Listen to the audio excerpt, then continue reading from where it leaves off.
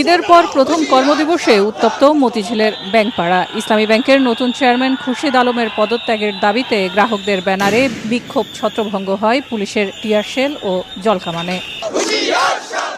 বিক্ষোভকারীদের অভিযোগ, খুরশিদ আলম বাংলাদেশ ব্যাংকের সাবেক ডেপুটি গভর্নর ছিলেন। ২০২৪ সালের ৫ আগস্ট রাজনৈতিক পট পরিবর্তনের পর কেন্দ্রীয় ব্যাংকের কর্মকর্তাদের আন্দোলনের মুখে তিনি পদত্যাগ করেন। তার নিয়োগে ব্যাংকটি আস্থার সংকটে পড়বে বলে দাবি তাদের। মাধ্যমে ব্যাংকটাকে যেটি একটু ঘুরে দাঁড়ানোর চেষ্টা করছিল, আমরা আমাদের টাকা পয়সা এখনো রাখছিলাম ব্যাংকে, ওই টাকাগুলা খাওয়ার জন্য এখন আবার এসালমেরই আনার চেষ্টা করছে। আবার সেই এসালাম গ্রুপের দোষর আবার ইসলামকে আবার ঢুকানোর চেষ্টা। বর্তমান জায়গায় খুরশিদ আলমকে নিয়োগ দেওয়া হয়েছে, তার বিরুদ্ধে এমনিতে অভিযোগ আছে টাকা আত্মসাতের এবং অন্যদেরকে টাকা অবৈধ সিস্টেমের মাধ্যমে টাকা দিয়ে দেওয়ার।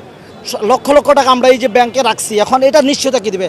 5টা ব্যাংক অলরেডি দেউলিয়া হয়ে গেছে ইসলামী ব্যাংকের, এখন এটাও যদি দেউলিয়া হয়ে যেত আমরা কোথায় টাকা রাখবো? সংবাদ সম্মেলনে গ্রাহকদের ব্যানারে আন্দোলনকারীরা নতুন চেয়ারম্যানের সঙ্গে গভর্নরেরও পদত্যাগ দাবি করেছেন। পাশাপাশি এস আলমের সম্পত্তি জব্দ করে সেই অর্থ ব্যাংকে ফিরিয়ে আনার দাবি জানান তারা। চেয়ারম্যানের আমরা পদত্যাগ চাচ্ছি, যিনি আগে এমডি ছিলেন বা এখনো যাকে ছুটিতে রাখা হয়েছে ওমর ফারুক খানকে আমরা পুনর্বহাল চাচ্ছি।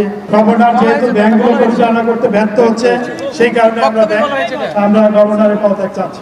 ২৪ মে ইসলামী ব্যাংকের চেয়ারম্যান পদ থেকে পদত্যাগ করেন অধ্যাপক ডক্টর এম জোবাইদুর রহমান। একই দিনে খুরশিদ আলমকে ব্যাংকটির নতুন চেয়ারম্যান ও স্বতন্ত্র পরিচালক হিসেবে নিয়োগ দেয় বাংলাদেশ ব্যাংক। সেলিয়া সুলতানা, সময় সংবাদ।